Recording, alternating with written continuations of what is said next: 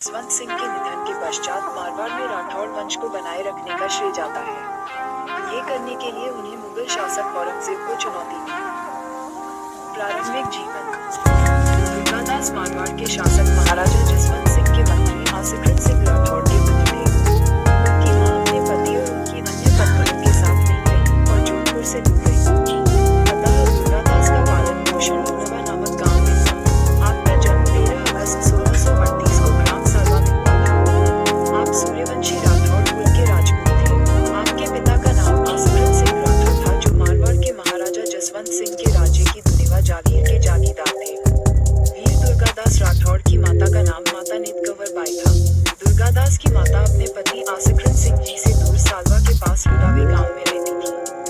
बचपन में आपका लालन पोषण आप माता नितकंवर ने ही किया और आप में स्वाभिमान और देशभक्ति के संस्कार खूब जाते। सैन्य जीवन। अजीत सिंह की सुरक्षा 1679-1681।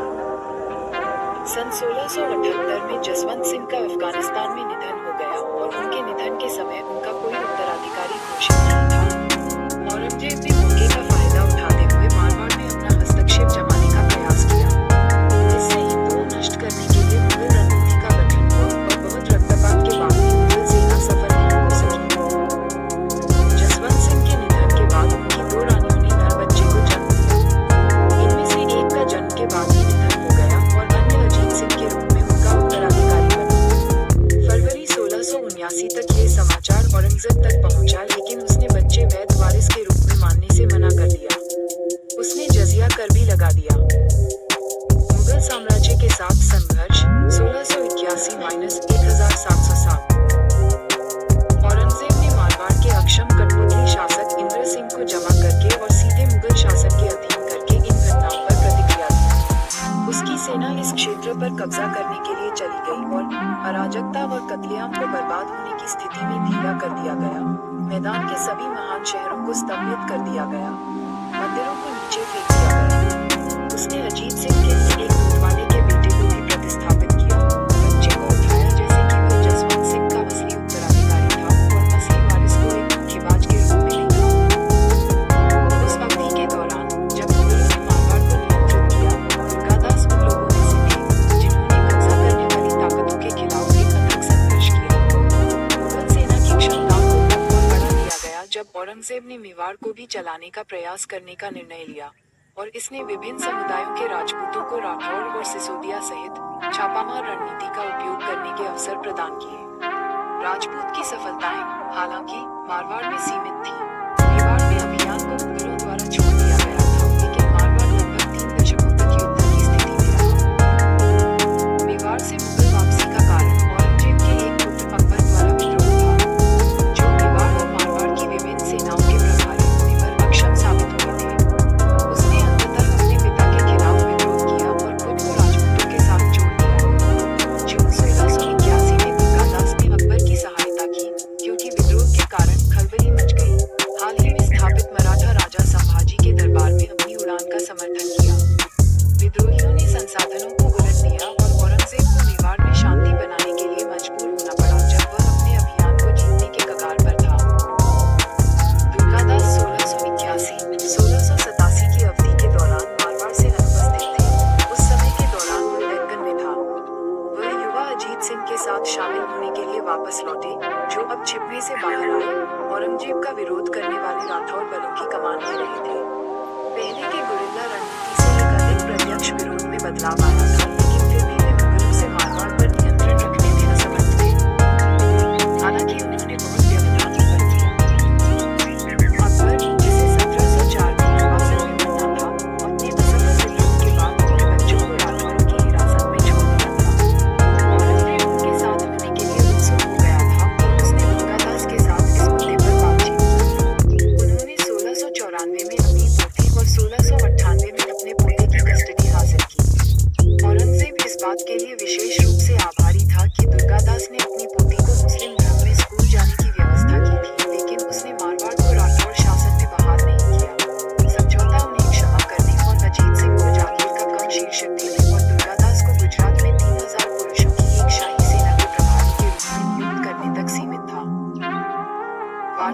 परिणाम के बावजूद एक ओर औरंगजेब और दूसरी ओर अजीत सिंह और दुर्गादास के बीच संबंध तनावपूर्ण रहे।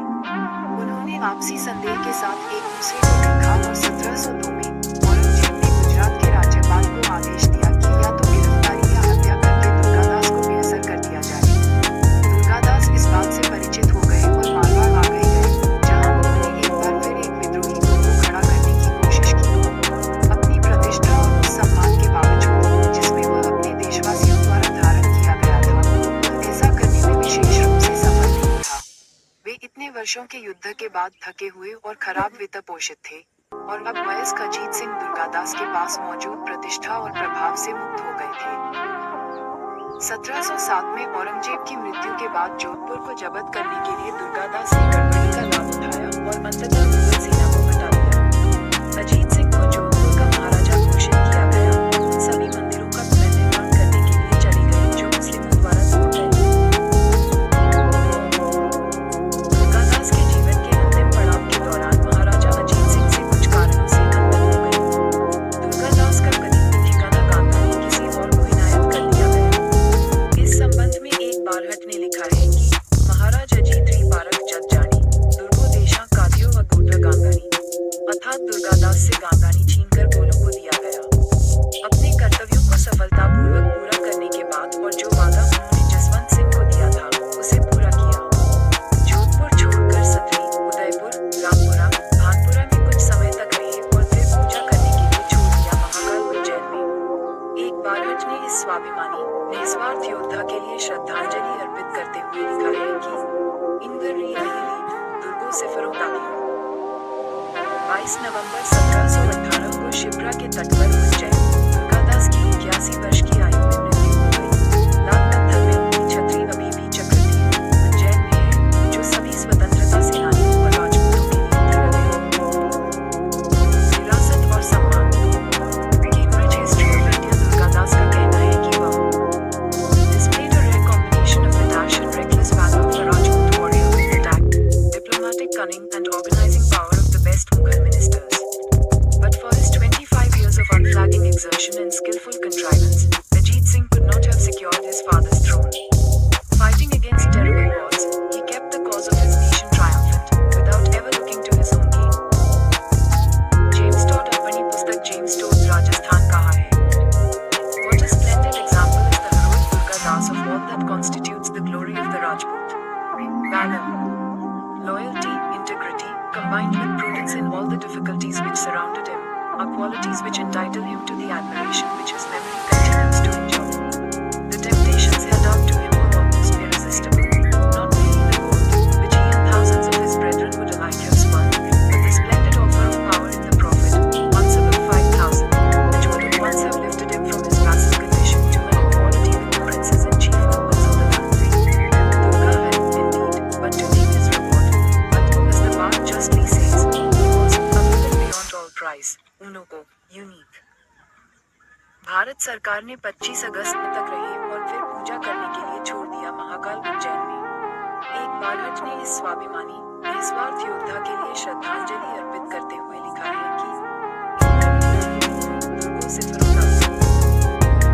22 नवंबर 1718 को शिप्रा के तट पर उज्जैन, दुर्गादास की 81 वर्ष की आयु में मृत्यु हो गई। लाल पत्थर में उनकी छतरी अभी भी चक्रती उज्जैन में है, जो सभी स्वतंत्रता सेनानियों और राजपूतों के लिए प्रेरक है। विरासत और सम्मान। Cambridge history of India Durgadas का कहना है कि वह displayed a rare combination of the dash and reckless valor of a Rajput warrior with the tact, diplomatic cunning and organizing power of the best Mughal ministers.